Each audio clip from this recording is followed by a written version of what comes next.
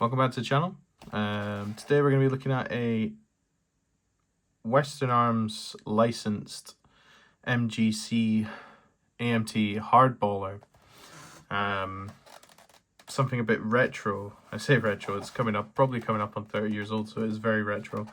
And maybe quite rare. I've not seen that many of these. I've seen like one more on YouTube from a Japanese fellow, and Collector Airsoft had one a few years back, and I think he sold that since. So, this is for my friend Johnny. He wanted a Hardballer. We found this on Rinkia, and he just had to have it. So, it's a pretty nice box for that sort of standard of time. I can't pinpoint an exact date of this, but my understanding is that MGC went out of business in the 90s. Maybe came back as Shin Nippon model for a short time in the 2000s, and then disappeared off the face of the earth again after that. So yeah, so this is quite unique in that it's a Western Arms system, but it's licensed and produced by another factory. It uses the Western Arms R-Type system, and there's not much else more to say about it really other than that. We're just gonna take a look, and I'm to be honest, I'm quite impressed, because by today's standards, it's not like blowback, gas efficiency, not bad. Hop is horrible, but there you go. So just got a few sort of safety waivers. I'll put up an English translation of these as they come up on the screen.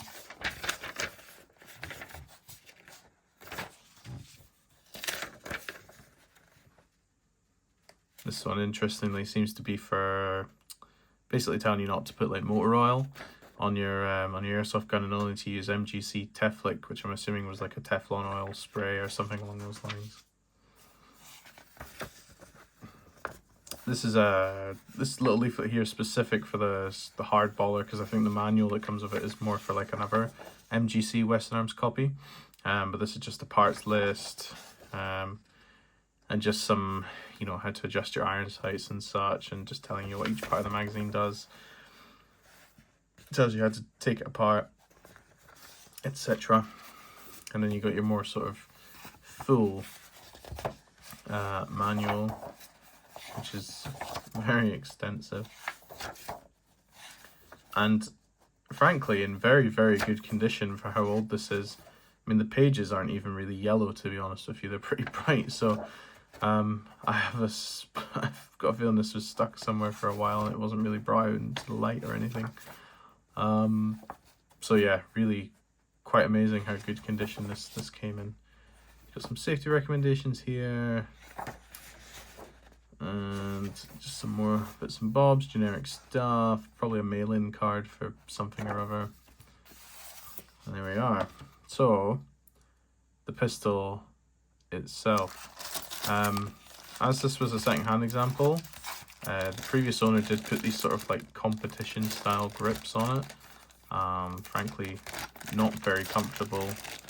Could see them being good for shooting, but yeah, not very comfortable grips at all. You've got your bushing tool just to allow you to spin that at the front, and you've also got two Allen keys. I'm not sure if these, I think the smaller Allen key might have came with it from standard, not sure if the larger one would have.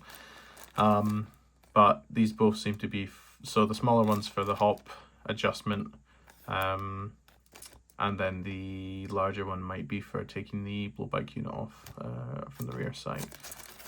And then of course these nice vintage green BBs, still sealed in their packet. Looking at these up close, it's quite funny, because you can, I don't know if you guys can see that, but you can see the seams on them, or at least on some of them. So there you go. That's what 30 years of BB innovation does, is polishing and such, and not being green, being white instead. And then just got some basic styrofoam, and then the pistol itself. So I'm just going to move the box over to the side now. So what is there to say about this? I mean, the finish compared to some modern stuff isn't awful. I think it does obviously look quite plasticky in some ways, but then at the same time, when I was looking at it on the auction, it did look quite convincing, and because there was some weird stuff going on with the weight of the parcel, I thought it might have been a metal kit, but it wasn't. So yeah, it doesn't look too bad. My understanding is that they offered these in a few different models. You know, one that maybe matched the frame a bit more compared to like having this like chromed slide and then this sort of silver frame. But this is a factory finish, as some of them came with. So yeah, interesting, but there you go. What is the Hardballer famous for? Terminator mainly, isn't it? With his big laser sight on top, and I believe quite commonly used by Agent 47 in the Hitman games. So there you go. It's quite nice, very smooth. You know, you kind of would think for something that's maybe 30 years old, it's not going to be as smooth, but it is very smooth, and it's not a bad trigger either. So we'll just test that now. So you got a few mil of take up. This is adjustable by this grub screw, this dead space, but you've got a few mil take up, quite a hard wall, and then just a nice pull all the way through. And let's see.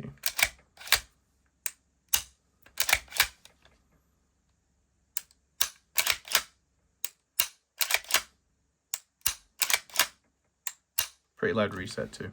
So by all accounts, you know, not bad at all. Looking at the magazine, this is a Western Arms R-type. So you've got these sort of fatter feed lips with a follower that pokes at the top. The output valve, I think, is pretty much unchanged over the years for Western Arms, although somebody may correct me on that, but they all look kind of the same. Your follower is different, you know, but at its base, it's still Western Arms SC, you know, sort of 1911 magazine. In terms of, you know, when this came to us, it was looking a bit poor. It wasn't blowing back very well, and it wasn't locking back reliably at all either. So what I did was I took it all apart and I gave it a good clean, a good lubrication, and now it seems to work quite well. So we'll just test this out for the camera. I don't know how much gas is in this actually, but we'll see. So quite a heavy kick actually. I don't know how best to show this off to you guys, but you know, it's a relatively slow cycle, but it is heavy and it feels nice, and lockback is very reliable as well on this as well.